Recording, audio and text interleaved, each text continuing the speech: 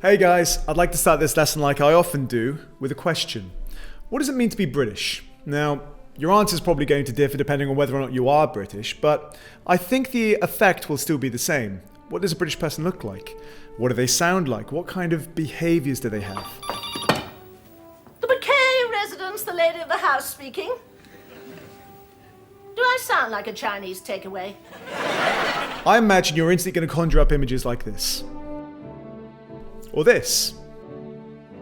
Either way, it begs the question, where do these ideas come from? And that's exactly what Paul Gilroy was interested in his postcolonial theory, which we're going to be looking at today. Now, however you answered that question, what does it mean to be British?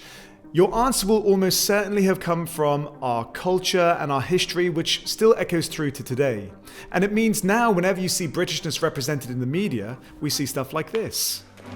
Your Majesties, welcome to Downton Abbey. We're glad to be here, Lady Grantham. Drink? If you offered me a scotch and plain water, I could drink a scotch and plain water. That a boy, Lieutenant. Make it yourself like a good chap, will you? This is a very post-colonial representation of Britain.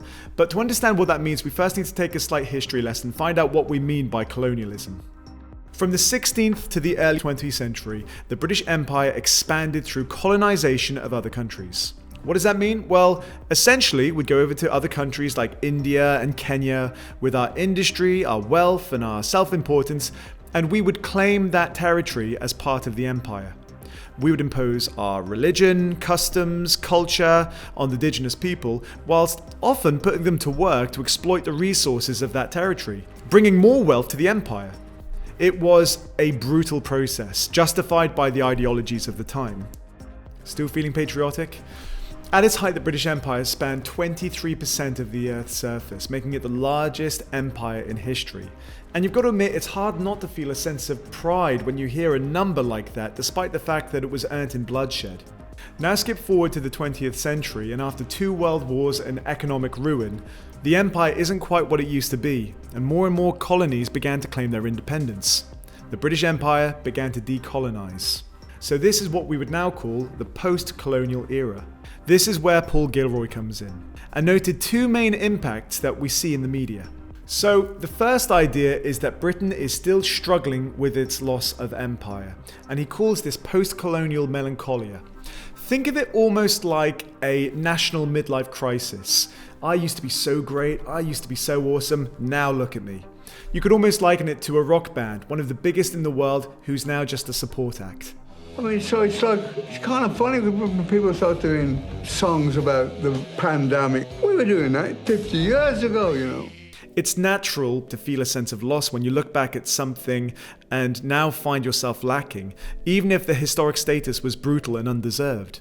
The result of this post-colonial melancholia is that we often see representations in contemporary British media which hark back to our imperial days. The British Army is the strongest force in the world, the mighty Union Jack on the front page of a newspaper, stereotypical representations of rural Britain, British elitism and sophistication. Stop this at once. This is neither the time nor the place. Unfortunately, along with this imperial representation of Britain, comes the stereotypically very white, very well-spoken, civilized kind of stereotype, which is probably how I think you answered the question at the start of this video. It was not uncommon in the early modern period for an artist to finish a portrait, and the patron would take a look and ask for a more flattering version of themselves. So that's the first idea. In contemporary media, we usually see Britain represented more in line with its imperial stereotype than reality. The second impact of postcolonialism that Gilroy noted is actually far more sinister. It looks at how threats to Britain's already fragile sense of self can be met with hostility and alienation in the media. What kind of threats am I talking about? Immigration, change, any kind of reminder that we are no longer that empire that we just identified. The reality is we're now a struggling middle league international player rather than an empire. So, what did the media do? The British media frequently demonized black communities by stereotyping them as lawless or the cause of the country's economic struggles.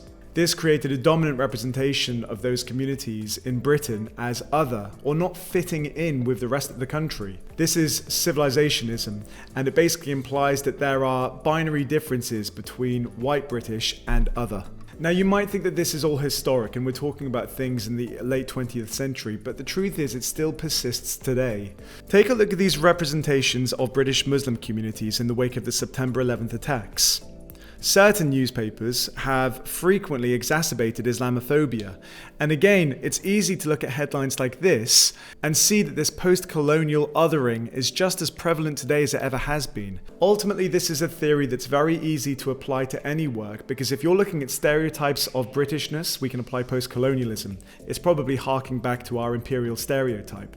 But also, whenever we see representations of non-white communities in Britain, it's easy to apply post-colonialism, because it's either conforming to those ideas or subverting from them. With respect, sir, you can't just make people disappear. Yes, I can. I'm the chief inspector. As always, thank you very much for watching. I hope that made a lot of sense to you, and if you made it this far in this video, I'd really appreciate if you left a like. If you're looking for where to go next, I would recommend sticking with representations. So you might want to look at representations of gender and look at this video on Judith Butler, or you might want to stick with representations of ethnicity and look at Stuart Hall's work on representation with this video here. Thanks very much for watching, and I'll see you next time.